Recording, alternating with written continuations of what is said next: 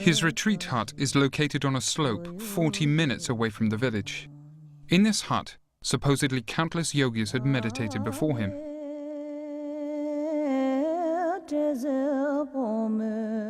His last journey, before he will be cremated in a furnace built especially for him.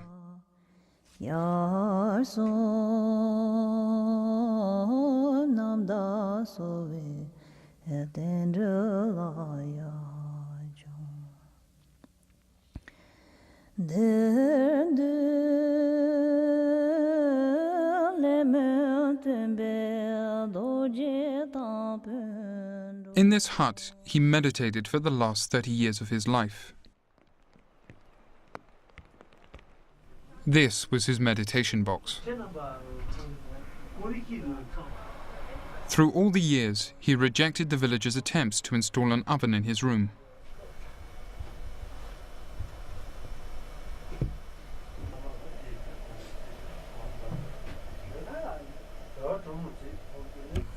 From this place, he answered the questions of the village residents. They could speak with him through this window without being able to see him. This valley, with its great caves, has been used by yogis wanting to retreat for a long time.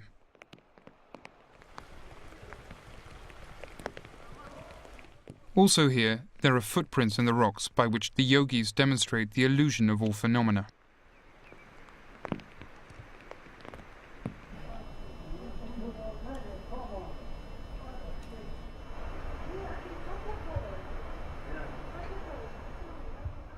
In this series of pictures, we see Lama Norzang as he leads a Lama dance on the roof of his meditation hut.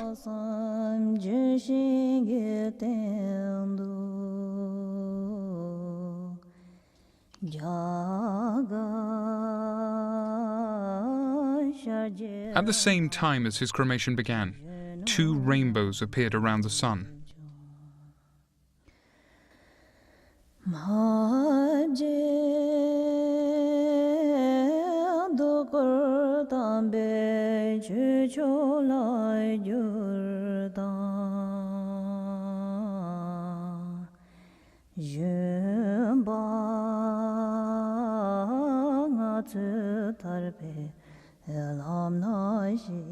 On the artificial flowers with which the cremation furnace was decorated, over the next few days there appeared small white pearls.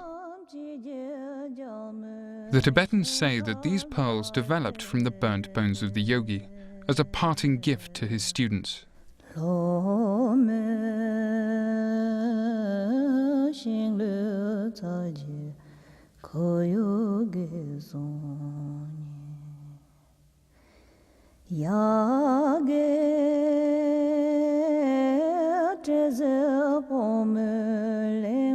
After the cremation, the furnace will be sealed for 7 days. Even muddy ground cannot stop these Tibetans in their devotion. After 7 days, the seal will be removed and the ashes will be sifted through for relics.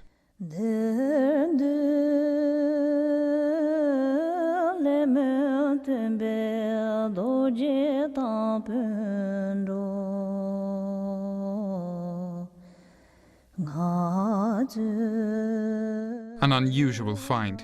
The eyes, tongue, and heart of the Lama have melted into one. For the monks, this is reason for much joy. For the first time, it is confirmed through this sign that Lama Norzang was a truly great yogi. During their lifetime, yogis tend to keep the measure of their realization secret. The relics will be kept in this chest.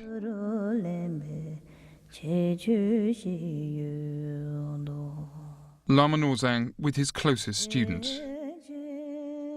He blesses the residents of the village for one last time with the relics.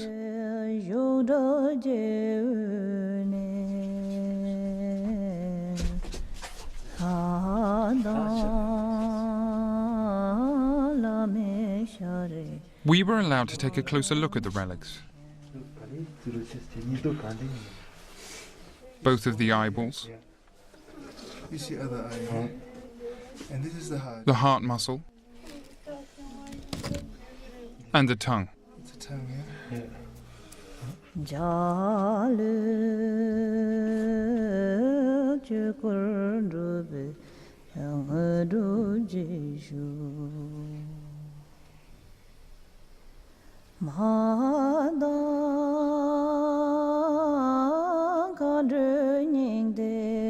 relics will be locked in a stupa 7 weeks after the death of the Lama. Lama Norzang spent his whole life meditating on this meditation aspect called Naro Kachoma.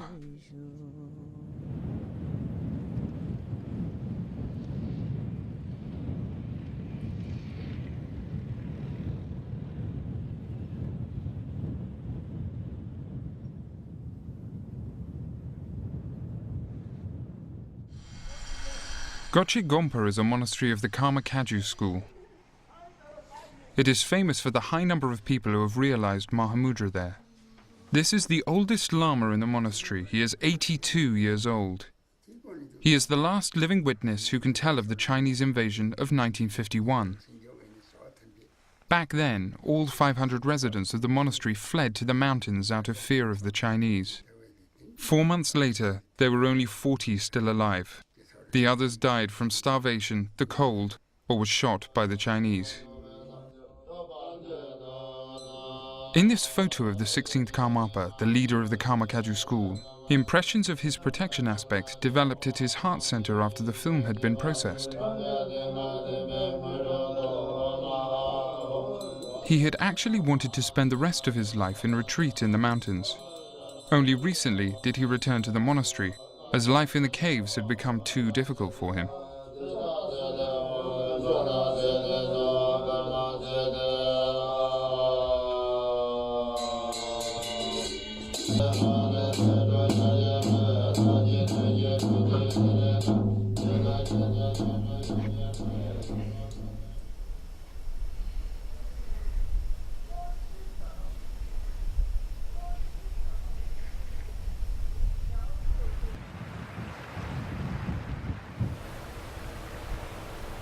In the Gotchi Gompa, we heard about the retreat place for the Barom Kagyu school, where there is supposed to be a century-long unbroken yogi tradition. The leader of this meditation school is noted as one of the greatest living yogis of Kham.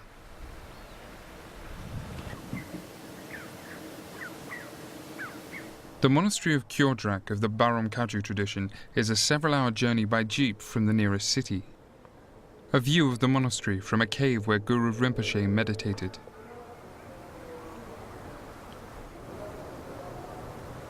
The most remarkable building in this monastery complex is this tower. It is a reproduction of the tower that Milarepa, the founder of the yogi tradition, built for his teacher Marpa. The original still exists in southern Tibet after 950 years. In the rooms of the tower one finds statues of the lineage holders of the Kagyu tradition and their most important meditation aspects.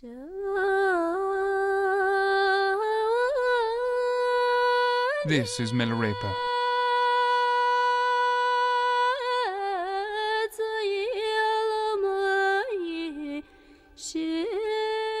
Hamanobu, most likely the greatest yogi of the last century in Tibet.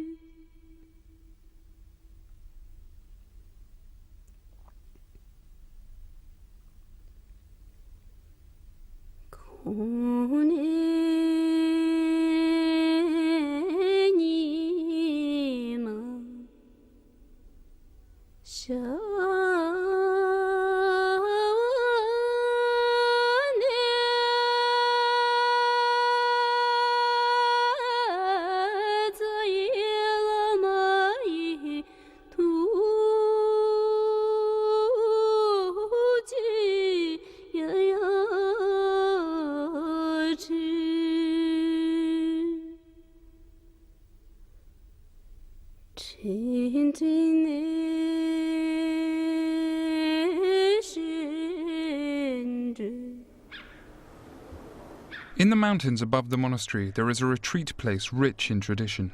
Lachi, named after a place where Milarepa once meditated.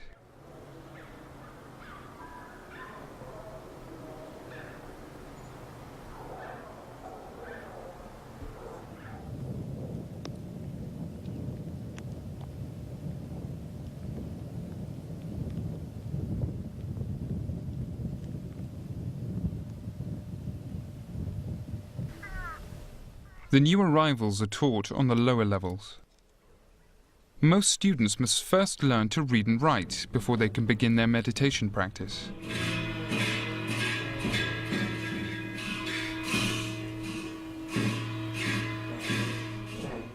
The first student of the meditation master, Sultran Dudul Rinpoche, who carries the title Lachi Siddha.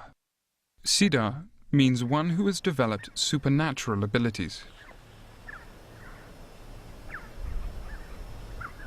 In earlier years, the yogis of Lachi lived exclusively in caves.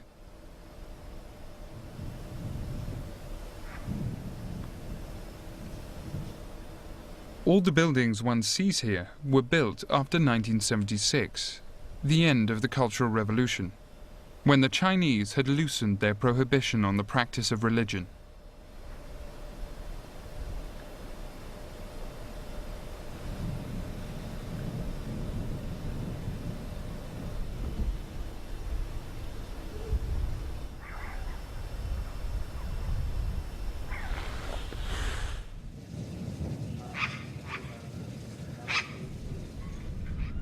An unnaturally large footprint on the cliffs that is attributed to Guru Rinpoche.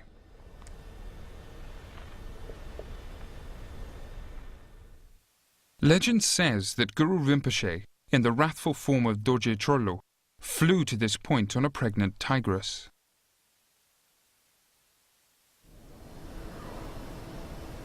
The tiger landed here on these cliffs and left these 7 paw impressions.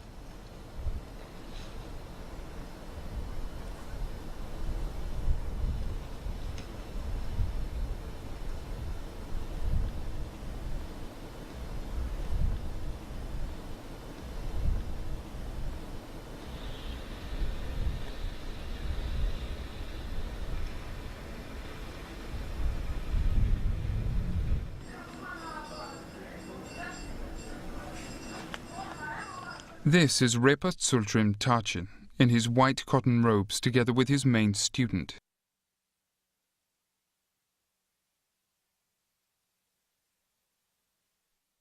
Three years ago, he left these footprints on the cliffs.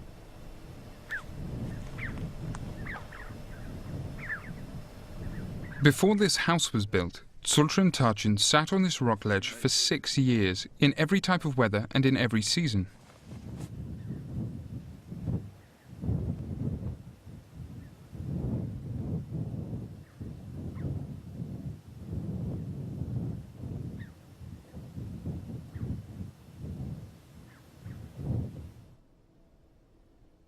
And there he is, the greatest living yogi in Tibet, Repa Tsultrim Tachin.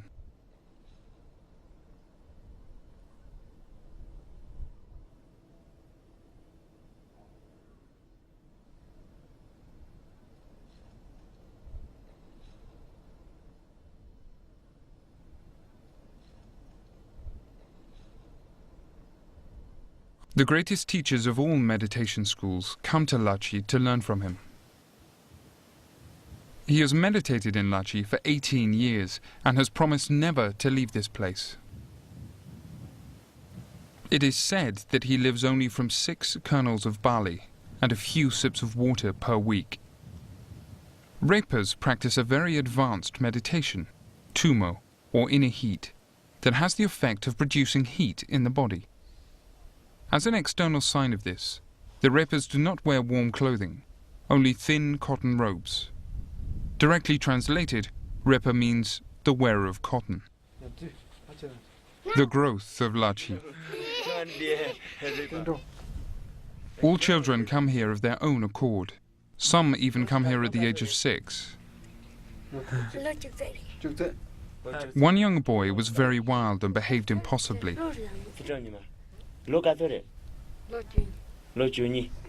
His parents asked a High Lama for help, and he advised them to bring their child to the yogis. As soon as the boy arrived, he was content and happy.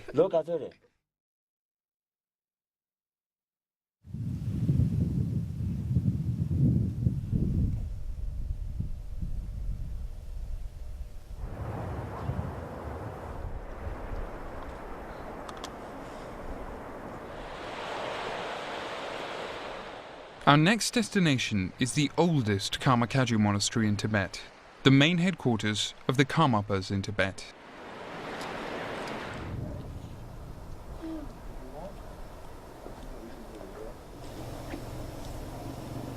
A small path leads out of the valley through a ravine to the monastery, built by the first Karmapa 850 years ago.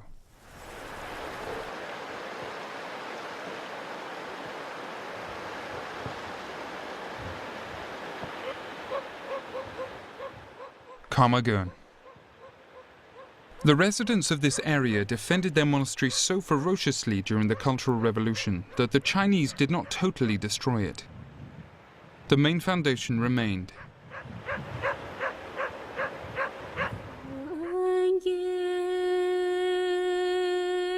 Inside, basic renovations have been completed, but one can only imagine how splendid this powerful meditation hall must have been in past centuries.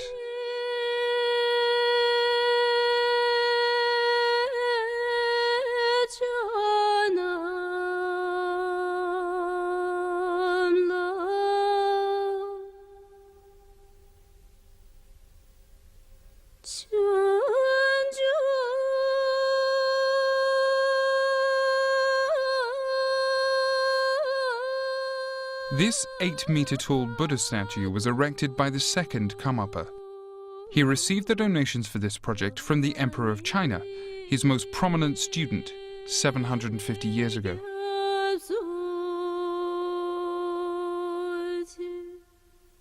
The Karmapa, who wears the black crown, was prophesied by the historical Buddha Shakyamuni. They are the first consciously reborn lamas in Tibet. Most Karmapas write a letter with information about their future place of rebirth and their parents before their death. In Tibet, the Karmapas are known as the king of yogis.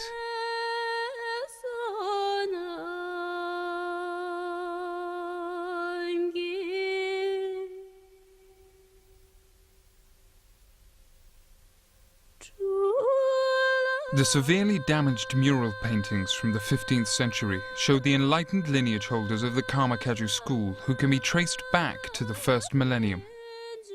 To experience timeless highest joy, the goal in Buddhism, one needs a Lama who has recognized the nature of mind.